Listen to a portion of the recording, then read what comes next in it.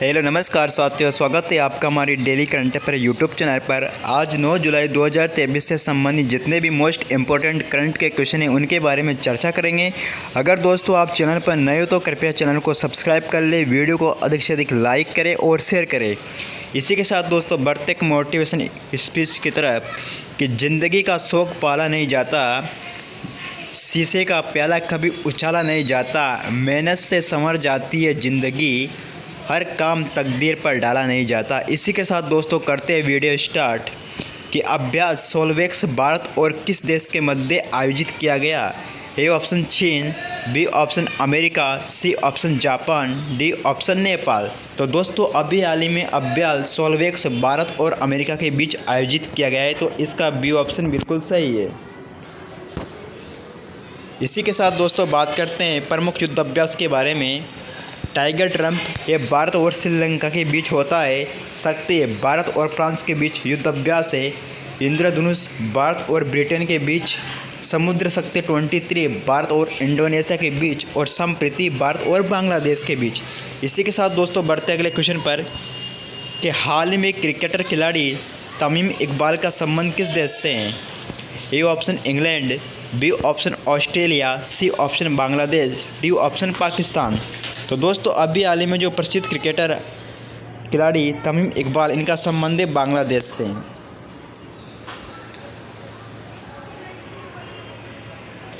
इसी के साथ दोस्तों बात करते हैं अगले क्वेश्चन के बारे में कि हाल ही में प्रधानमंत्री नरेंद्र मोदी ने कहाँ वन्य जीव अनुकूल राजमार्ग परियोजना का उद्घाटन किया है। A option Chhattisgarh, B option Haryana, C option Uttar Pradesh, D option Madhya Pradesh. तो दोस्तों अभी हाल ही में प्रधानमंत्री नरेंद्र मोदी के द्वारा वन्य जीव अनुकूल राजमार्ग परियोजना का उद्घाटन छत्तीसगढ़ राज्य में किया गया है, तो इसका ए ऑप्शन बिल्कुल सही है। इसी के साथ दोस्तों बात करते हैं नेक्स्ट क्वेश्चन के बारे में कि लाडली बहना योजना का संबंध कौन से राज्य से है। A option Gujarat, B option Madhya Pradesh, C option Rajasthan, D option Bihar. तो लाडली बहना योजना का संबंध है दोस्तों मध्य प्रदेश राज्य से, तो इसका बी ऑप्शन बिल्कुल सही है। इसी के साथ दोस्तों बात करते हैं मध्य प्रदेश के बारे में, तो यहाँ के मुख्यमंत्री शिवराज सिंह चौहान हैं। और बात करते हैं दोस्तों यहाँ भारत का पहला जूलॉजिकल पार्क जबलपुर में हैं। और खेलो इंडिया यूथ गेम का 5वां संस्करण का संबंध भी मध्य प्रदेश राज्य से है, जिसमें मध्य प्रदेश तीसरे स्थान पर रहा था। दुनिया का सबसे बड़ा सोलर प्लांट खंडवा, जो कि नर्मदा नदी पर बनाया जा रहा है।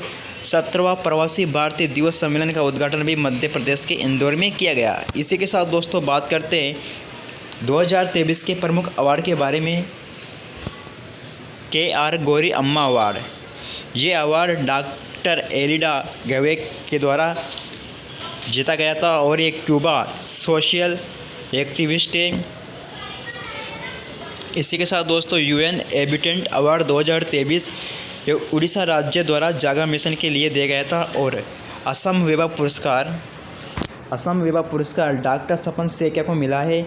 और नंबर 1 पुलिस थाना पुरस्कार यह गंजाम जिला उड़ीसा अस्पा पुलिस थाना को मिला है। इसी के साथ दोस्तों बात करते हैं गोल्डन कैलासा अवार्ड, यह अवार्ड नोनेरा फिल्म राजस्थानी को मिला है। और 71वां मिस यूनिवर्स अवार्ड यह बोनी गैब्रियस को मिला है, जो कि USA की है। और सुभाष चंद्र बोस आपदा प्रबंधन पुरस्कार यह उड़ीसा को दिया गया है। आपदा प्रबंधन लुंगलई फायर स्टेशन मिजोरम को भी प्रदान किया गया है। अब बात करते हैं दोस्तों अम्मा पोखरी परियोजना कहाँ शुरू की गई। A option Karnataka, B option Orissa, C option Manipur, D option Bihar. तो अम्मा पोखरी जो परियोजना की शुरुआत है ये उड़ीसा राज्य में की गई है, तो इसका बी ऑप्शन बिल्कुल सही है। इसी के साथ दोस्तों बात करेंगे उड़ीसा के बारे में, तो उड़ीसा की राजधानी भुवनेश्वर है। यहाँ के मुख्यमंत्री नवीन पटनायक है। यहाँ के गवर्नर गणेशी लाल है। उड़ीसा में स्थित युदर द्वीप का नाम बदलकर APJ अब्दुल कलाम द्वीप कर दिया गया है। और 1 अप्रैल को उड़ीसा यानी कि उत्कल दिवस मनाया जाता है। इसी के साथ उड़ीसा में आदर्श कॉलोनी पहल लॉन्च की है। और उड़ीसा के मुख्यमंत्री ने 5T स्कूल ट्रांसफॉर्मेशन की तीसरे चरण की शुरुआत की है। इसी के साथ उड़ीसा में मुख्यमंत्री ने भारत का पहला heavy lift logistic drone launch किया है। अब दोस्तों बात करते हैं पद्म विभूषण पुरस्कार 2023 के बारे में। तो श्रीनिवास वर्धन, ये 6 लोगों को दिया गया है। श्रीनिवास वर्धन ये यूएसए के हैं। बालकृष्ण जोशी, इनका संबंध गुजरात से है, वास्तुकला से संबंधित है और हाल ही में इनका निधन भी हो गया है। जाकिर हुसैन, इनका संबंध महाराष्ट्र राज्य से है, ये प्रसिद्ध तबला वादक है। एस कृष्णा एक कर्नाटक के हैं और दिलीप महालेनोविस, इनका संबंध पश्चिम बंगाल से है और हाल ही में इनका भी निधन हो गया है। मुलायम यादव ये उत्तर प्रदेश से, इनका संबंध समाजवादी पार्टी से है और हाल ही में इनका भी निधन हो गया है। ग्रैमी पुरस्कार रिकी कैश को मिला है, 3 बार मिल चुका है। एल्बम है इनके डिवाइन टाइडस के लिए। मातृभूमि ऑफ द ईयर 2023 का पुरस्कार डॉक्टर वेगी मोहन को मिला है और राजा राम मोहन राय अवार्ड पत्रकार ए.बी. प्रसाद को मिला है। प्रेसिडेंट कलर अवार्ड हरियाणा को मिला है। मार्कोनी पुरस्कार 2023 हरे कृष्ण को प्रदान किया गया है। इसी के साथ दोस्तों बात करते हैं कि हाल ही में किस देश की सरकार ने कक्षाओं में मोबाइल फ़ोन पर प्रतिबंध लगाएगी। A option Belgium, B option Netherland, C option Indonesia, D option America. तो अभी हाल ही में नीदरलैंड की सरकार कक्षाओं में मोबाइल फ़ोन पर प्रतिबंध लगाएगी, तो इसका बी ऑप्शन बिल्कुल सही है, नीदरलैंड। इसी के साथ दोस्तों अब बात करते हैं ऑस्कर अवार्ड 2023 के बारे में बात कर लेते हैं। तो ऑस्कर अवार्ड में एक्टर कैटेगरी में ब्रेंडन फ्रेजर को मिला है द वेल फिल्म के लिए और प्रमुख एक्ट्रेस मिशेल यो को मिला है फर्स्ट एशियन और picture everything everywhere all act once के लिए और सॉन्ग का नाम है Naatu Naatu triple R MM Keeravani को दिया गया है। शॉर्ट डॉक्यूमेंट्री के लिए एलिफेंट विस्पर्स को मिला है। किसकी अध्यक्षता में SCO का वर्चुअल समिट आयोजन हुआ है। ए ऑप्शन प्रधानमंत्री Narendra Modi, B option Xi Jinping, C option Shehbaz Sharif, D option Vladimir Putin. तो दोस्तों अभी हाल ही में प्रधानमंत्री नरेंद्र मोदी की अध्यक्षता में SCO का वर्चुअल समिट का आयोजन हुआ है, तो इसका ए ऑप्शन बिल्कुल सही है, प्रधानमंत्री नरेंद्र मोदी। अब बात करते हैं दोस्तों, प्रधानमंत्री नरेंद्र मोदी ने ईरान के SCO में शामिल होने के लिए घोषणा की। SCO दुनिया का सबसे बड़ा रीजनल संगठन है। SCO की फुल फॉर्म है संघाई कोऑपरेशन ऑर्गेनाइजेशन। इसकी स्थापना 15 जून 2001 को हुई है। SCO एक पॉलिटिकल, इकोनॉमिक और सिक्योरिटी संगठन है। 1996 में रूस, कजाकिस्तान, किर्गिस्तान, तजाकिस्तान, चीन मिलकर संघाई का 5 बनाया गया था। 2001 में संघाई 5 के 5 देश और उज्बेकिस्तान ने मिलकर SCO की स्थापना की। वर्ष 2017 में भारत और पाकिस्तान के बीच जुड़ने से इसकी स्थायी सदस्य संख्या 8 हो गई और वर्ष 2023 में ईरान विश्व में इसमें शामिल हो गया। अब इसकी सदस्य संख्या 9 हो गई। तो बात करते हैं दोस्तों इसकी ट्रिक याद रखने की ट्रिक है। इंडियन ट्रक इन पाकिस्तान, आई से इंडियन, टी से तजाकिस्तान, आर से रसिया, उ से उज्बेकिस्तान, सी से चाइना, के से किर्गिस्तान और कजाकिस्तान, पी से पाकिस्तान। बात करते हैं नेक्स्ट क्वेश्चन के बारे में कि अंतर्राष्ट्रीय छात्रावास मधुमास का उद्घाटन कहाँ किया गया। A option New Delhi, B option Bengaluru, C option Chennai, D option Kolkata. तो अंतर्राष्ट्रीय छात्रावास मधुमास का उद्घाटन न्यू दिल्ली में किया गया, तो इसका ए ऑप्शन बिल्कुल सही है। इसी के साथ दोस्तों बात करते हैं इससे जुड़े पॉइंटों के बारे में। तो इसका उद्घाटन कृषि मंत्री नरेंद्र सिंह तोमर ने किया। इसमें 504 छात्र रह सकते हैं। ICAR और IARI के द्वारा इसको स्थापित किया गया। अब IARI तो इसकी फुल फॉर्म होती है दोस्तों इंडियन एग्रीकल्चर रिसर्च इंस्टीट्यूट। इसका गठन 1 अप्रैल 1905 को किया गया था और इसके जो डायरेक्टर जनरल है अशोक कुमार सिंह है। अब दोस्तों बात करते हैं ICAR के बारे में। तो इसकी जो फुल फॉर्म है Indian council of agriculture research है। इसका गठन 16 जुलाई 1929 को हुआ। इसके डायरेक्टर हिमांशु पाठक है। अब बात करते हैं बेंगलोर के बारे में। तो बेंगलोर यहाँ भारत का फर्स्ट 3D प्रिंटेड डाकघर है और चेन्नई महिलाओं को रोजगार देने के लिए मामलों में चेन्नई टॉप पर रहा है। अब नेक्स्ट क्वेश्चन के बारे में बात कर लेते हैं। कोल इंडिया के नए चेयरमैन MD का पद किसने संभाला है। A option PM Prasad, B option Tushar Mehta, C option Brajendra Navnit, D option Kamal Kishore Chatwal. तो कोल इंडिया के नए चेयरमैन और MD का पद संभाला है PM प्रसाद ने, तो इसका ए ऑप्शन बिल्कुल सही है, PM प्रसाद। अब दोस्तों बात करते हैं इससे जुड़े तथ्यों के बारे में। PM प्रसाद ये 2025 तक इस पद पर रहेंगे। इन्होंने प्रमोद अग्रवाल का स्थान लिया है। तुषार मेहता की बात आई तो तुषार मेहता ये सॉलिसिटर जनरल है भारत के।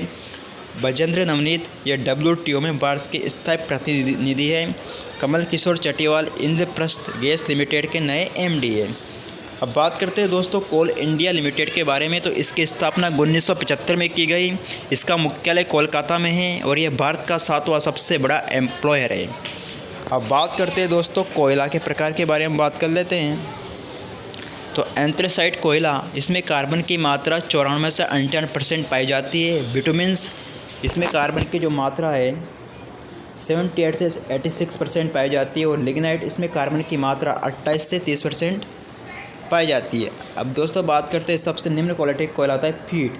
इसमें कार्बन की मात्रा 26% से भी कम पाई जाती है। भारत में सबसे पुराना कोयला रानीगंज। और बात करते हैं विश्व का सबसे बड़ा कोयला उत्पादक देश है चाइना। और भारत के पास दुनिया का चौथा सबसे बड़ा कोयला भंडार है। इसी के साथ दोस्तों बात करते हैं नेक्स्ट क्वेश्चन के बारे में कि मेलोर की चैंपियनशिप में भारत के यूकी बाम्बरी ने किसके साथ अपना पहला ATP युगल खिताब जीता। A option Lloyd Harris, B option Roger Federer, C option Rafael Nadal, D option Novak जोकोविच। तो मेलोर का चैंपियनशिप में भारत की यूकी बाबरी ने लॉयड हैरिस के साथ अपना पहला ATP युगल खिताब जीता है। तो इसका ए ऑप्शन बिल्कुल सही है। इसी के साथ दोस्तों बात करते हैं, ये साउथ अफ्रीका देश की है। अगले क्वेश्चन के बारे में कि श्रावणी मेले का आयोजन किस राज्य में किया जा रहा है। A option Uttar Pradesh, B option Jharkhand, C option Paschim Bengal, D option Orissa. तो दोस्तों अभी हाल ही में श्रावणी मेले का जो आयोजन है यह झारखंड में किया जा रहा है। तो इसका बी ऑप्शन बिल्कुल सही है। अब बात करते हैं झारखंड, ये 2 महीने तक चलने वाला मेला है। इसका आयोजन 3 जुलाई से 3 सितंबर तक किया जाएगा। और बात करते हैं झारखंड के बारे में। तो झारखंड का जो गठन है 15 नवंबर 2000 को किया गया था। इसकी राजधानी रांची है। यहाँ के मुख्यमंत्री हेमंत सोरेन है। राज्यपाल CP राधाकृष्णन है। यहाँ पर विधानसभा की सीटें 81 है, लोकसभा की सीटें 6 है और राज्यसभा की सीटें 14 है। इसी के साथ दोस्तों बात करते हैं नेक्स्ट क्वेश्चन के बारे में कि वैश्विक शांति सूचकांक 2023 में भारत की रैंक क्या है। A option 125, B option 124, C option 126, D option 129। तो वैश्विक शांति सूचकांक 2023 में भारत की रैंक है दोस्तों 126। तो इसका सी ऑप्शन बिल्कुल सही है। इसी के साथ दोस्तों बात करते हैं institute for economics and peace के द्वारा यह इंडेक्स जारी किया जाता है। इसमें आइसलैंड प्रथम स्थान पर है और डेनमार्क सेकंड स्थान पर और थर्ड स्थान पर आयरलैंड है और फोर्थ स्थान पर न्यूजीलैंड है। भारत का स्थान है 126। इसी के साथ दोस्तों बात करते हैं 2023 के प्रमुख सूचकांक के बारे में, जिसमें भारत का क्या क्या स्थान रहा है। तो जेंडर गैप रिपोर्ट में भारत का 100, वैश्विक प्रतिस्पर्धात्मक सूचकांक में भारत का 40वां स्थान है और जेंडर गैप रिपोर्ट में भारत का 127वां स्थान है।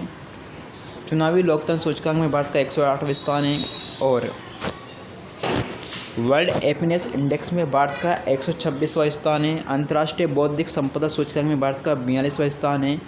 भ्रष्टाचार धारणा सूचकांक में 85वां स्थान है।